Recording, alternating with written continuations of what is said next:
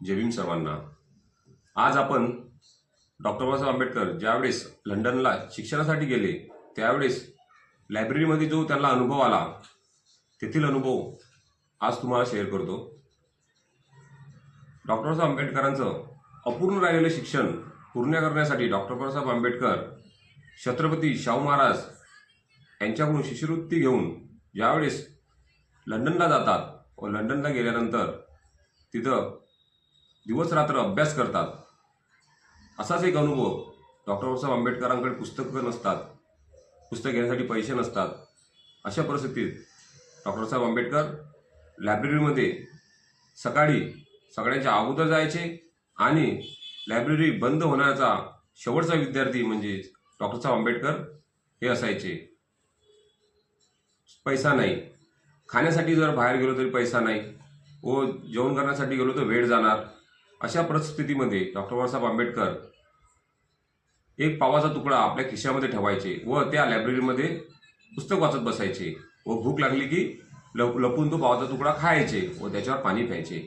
एके दिवशी काय झालं, ज्यावेळी डॉक्टर बाबासाहेब आंबेडकर लायब्ररीमध्ये अभ्यास करत होते, अभ्यास करता करता भूक लागली व लपून त्यांनी पावाचा तुकडा काढला व ते खात होते।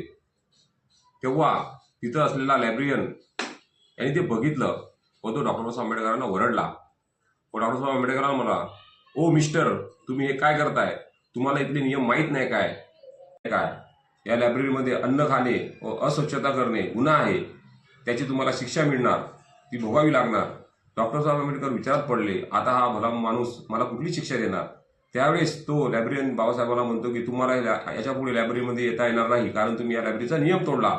अशा परिस्थितीमध्ये डॉक्टर साहेब आंबेडकर त्याला विनंती करू लागले, तुम्ही मला कुठलीही शिक्षा द्या, आम्ही ती शिक्षा भोगायला तयार आहे, परंतु या लायब्ररीमध्ये येण्यापासून कृपया मला हे ग्रंथालय बंद करू नका, कारण या ग्रंथालयाशिवाय मी क्षणभरही राहू शकत नाही। तुम्ही मला कुठलीही शिक्षा द्या, अशी विनंती डॉक्टर साहेब आंबेडकर त्या ग्रंथालयाला करू लागले होते। आंबेडकरांनी आपली जी परिस्थिती आहे ती सर्व परिस्थिती ग्रंथपालाला सांगितली व पुढे ग्रंथपालाचं हृदय पाजळलं। त्यांनी असे बाबासाहेबांना सांगितलं की तुला एक शिक्षा देणार।